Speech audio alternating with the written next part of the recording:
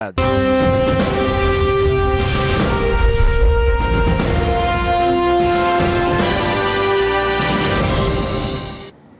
TV9 मराठीमध्ये आपल्या सगळ्यांचं स्वागत। मी निखिला, पाहतोय देश महाराष्ट्र आणि बातमी आहे ती महायुती सरकारच्या नव्या मंत्र्यांच्या शपथविधीची।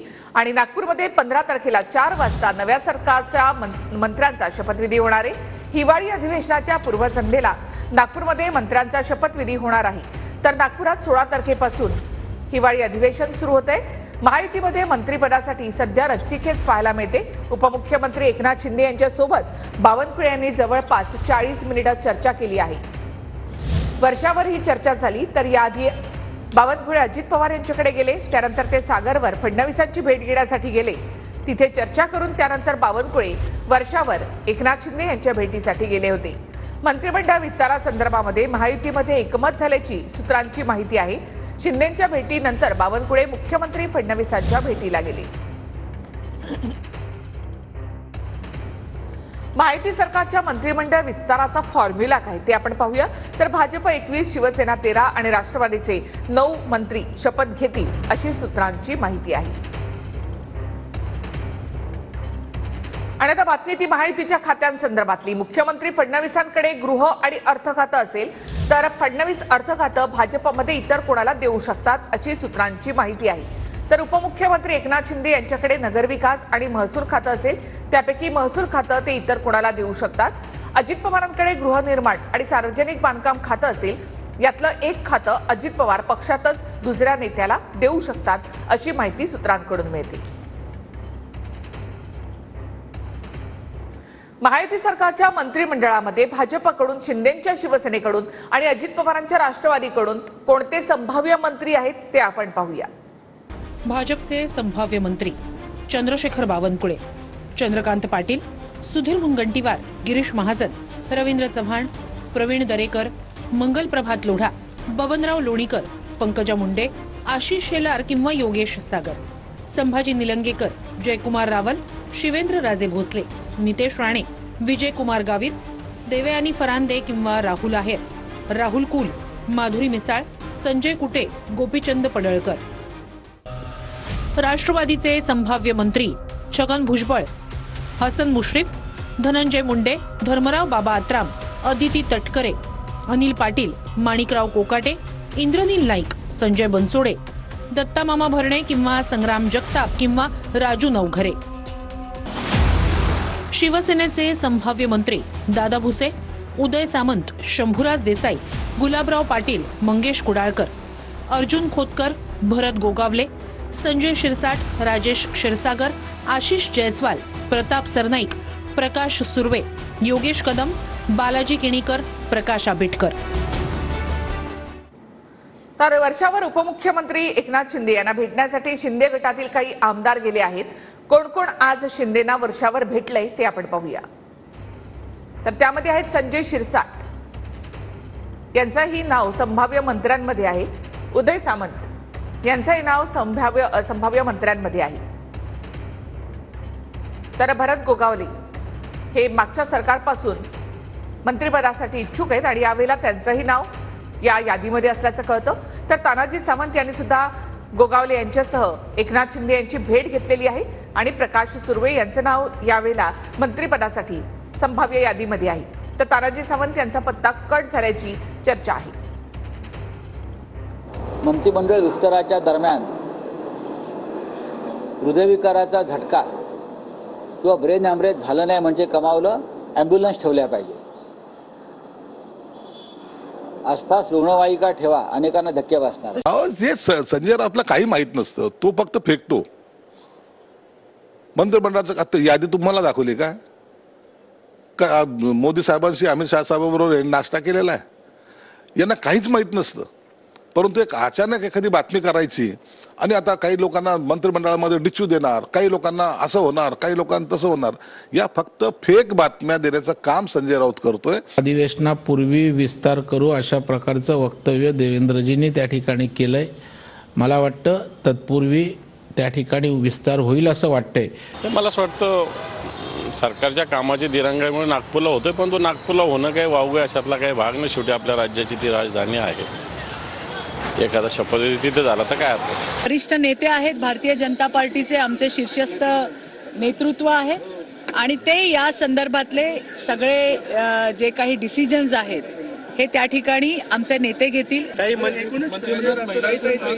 महिलांचं स्थान नक्की असेल, मला विश्वास आहे आणि येणाऱ्या दिवसामध्ये तुम्हाला लाडक्या बहिणी या मंत्रिमंडळामध्ये नक्की दिसतील. भारतीय जनता पार्टी एकमेव अशी राजकीय पार्टी महाराष्ट्रामध्ये आहे ज्यांनी महिलांना जास्त संधी दिली. आजही विधानसभेमध्ये, विधान परिषदेमध्ये महिला आमदार कुणाच्या जास्त, तर त्याचं नाव भारतीय जनता पार्टी आहे. मुंबई महानगरपालिका स्वबळावर लढण्याचे संजय राऊतांनी संकेत दिलेत. उद्धव ठाकरे यांच्याकडून स्वबळावर लढण्यासाठी चाचपणी सुरू आहे का, असा प्रश्न उपस्थित केला जातोय. स्वतंत्र लढून कार्यकर्त्यांना बळ दिलं पाहिजे. ज्यांना स्वतंत्र लढायचं आहे त्यांनी स्वतंत्र लढलं पाहिजे, असं वक्तव्य संजय राऊतांनी केलंय. तर राऊतांच्या देहबोलीमध्ये वैफल्य आल्याचं वाटतं, असं वडेट्टीवार यांनी म्हटलंय.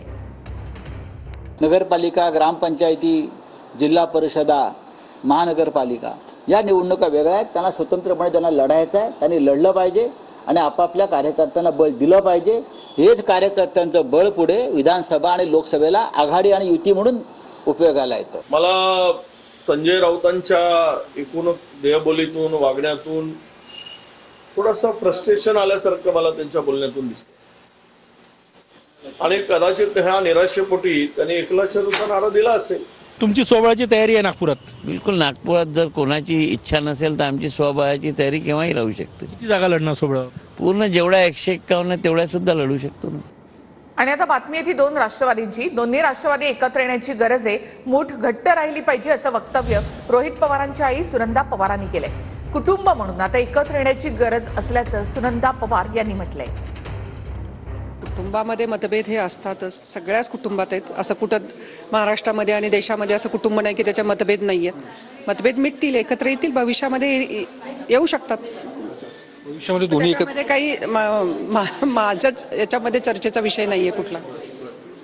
एकत्र यायला पाहिजे असं तुम्ही? यायला पाहिजे असं मला वाटतं, बाकी काही नाही. मूठ जर घट्ट असेल तर त्याची ताकद राहते आणि आपण जर असे विखुरलेले राहू तर ती ताकद कमी होते. त्यामुळं एकत्र राहणं जास्त महत्वाचं राहील. कोण कोणासोबत जायला पाहिजे? कारण की ज्या पद्धतीने आज अजित पवारांनी त्यांच्यासोबत जायला पाहिजे, पवार साहेबांनी. तो दोघांनी निर्णय घ्यायचा, दादा आणि साहेबांनी. बघा, काल आदरणीय पवार साहेबांचा 85वा वाढदिवस होता आणि त्या वाढदिवसाच्या निमित्ताने तिथं दादा, काकी, पार्थ व इतरही काही महत्त्वपूर्ण नेते त्यांना शुभेच्छा देण्यासाठी आले. हीच तर आपली देशाची आणि राज्याची संस्कृती आहे. आज द्वेषापेक्षा एक सांस्कृतिक राजकारण करण्याची तिथं जरूरत आहे. ठीक आहे, विचाराने भिन्नता असू शकते, पण आपलं मत व्यक्त आपण राजकीय दृष्टिकोनातून करू शकतो, पण व्यक्तिगत जीवनामध्ये आपण एक राहू शकतो, नाही तर शुभेच्छा देऊ शकतो. आणि काल जे आपण सर्वांनी तिथं बघितलं ती एक महाराष्ट्राची संस्कृती आहे आणि ती बघितल्यानंतर मला सुद्धा ती संस्कृती जी आम्ही सर्वजण जपत आलेलो आहे ती गोष्ट मला सुद्धा आवडली. नेमकं भविष्य काळामध्ये काय होईल सांगता येत नाही. सर्वांनी एकत्र येऊन काम करावं अशी सर्वसामान्य तळागाळातल्या कार्यकर्त्यांची आणि काही प्रमुखांची देखील इच्छा आहे. तसं झालं तर आनंदाचीच गोष्ट असेल, पण अर्थात हे सगळं होण्यासाठी राष्ट्रवादी काँग्रेस पक्ष, शरद पवार पक्ष याचा जो अंतिम निर्णय आहे तो आदरणीय पवारसाहेब घेणार आहेत. कालच्या भेटीमुळे कुठलेही राजकीय तर्कवितर्क काढू नये, कारण ती पूर्णपणे कौटुंबिक भेट होती. परंतु काही लोकांचं आजही त्या राष्ट्रवादीमध्ये काम करणारे पदाधिकारी असतील किंवा या राष्ट्रवादीमध्ये काम करणारे पदाधिकारी असतील, या दोन्हीही पदाधिकाऱ्यांच्या मनामध्ये कुठंतरी भावना आहेत की दोन्ही राष्ट्रवादीने एकत्र यावं. खरं तर कालचा वाढदिवसाचा दिवस म्हणून कुटुंब म्हणून एकत्रित येणं फार स्वाभाविक आहे.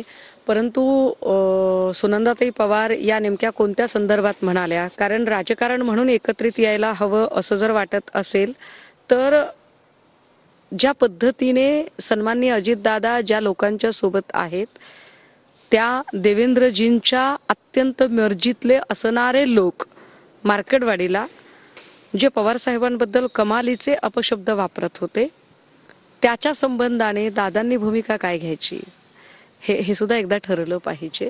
अजितदादांना नातं जपण्याचा एक प्रयत्न कालच्या दिवशी केलाय आणि तो चांगला होता असं आमचं सर्वांचं मत आहे. मग सर्वजण सांगतायत की एकत्र आलेच पाहिजेत. जर ते एकत्र आलेत तर तो एक आनंदच असेल. त्याबद्दल आम्ही कोणतंही त्यांचं अभिनंदन करू आम्हाला त्या बाबतीमध्ये कोणतीही टीका करणं योग्य वाटत नाही.